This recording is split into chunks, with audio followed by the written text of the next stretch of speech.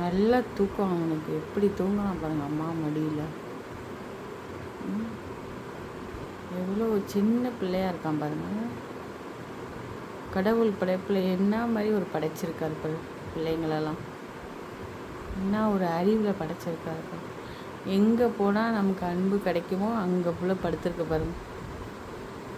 யாரை நமக்கு தாலாட்டு பாடுவா அப்படிங்கிற மாதிரி தெரிஞ்சு அந்த குட்டி பையன் படுத்திருக்கான் பாருங்க. அது என்னமோ ஒரு பாண்டிங் போல. இவனும் சார்லிக்கு அப்புறம் ரொம்ப க்ளோஸாக இருக்கான் அம்மா பையன் மாரி. நல்ல தூக்கம், நல்ல ஆட்டம் வேறு. ஏசி போட்டால் தான் தூங்க, கிட்டத்தட்ட 1 hour பவர் கட்டு வேறு. ஸோ அதனால் அவனுக்கு தூக்கமே இல்லை. என்ன ஒரு போஸில் படுத்து அம்மா மடியில். இதுமாரி கிடைக்குமா? கிடைக்காது.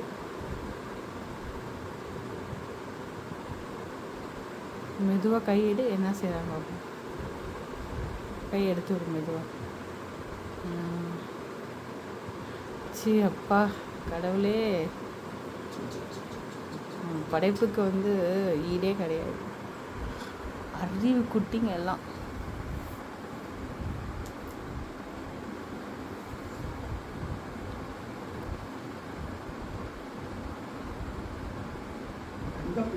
ஆமாம், மெதுவாக அவ்வளோ தூங்க வச்சிடலாம்.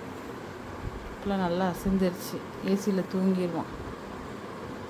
ஆனால் பாருங்கள், நான் பெற்றது இன்னும் தூங்கவே இல்லை. தூங்குடி. 10 பிள்ளைங்க இதுமாரி வளர்த்தா கூட தூங்க வச்சிடலாம். இந்த மாதிரி ஒரு பிள்ளையை தூங்க வைக்கிறது ரொம்ப கஷ்டம்.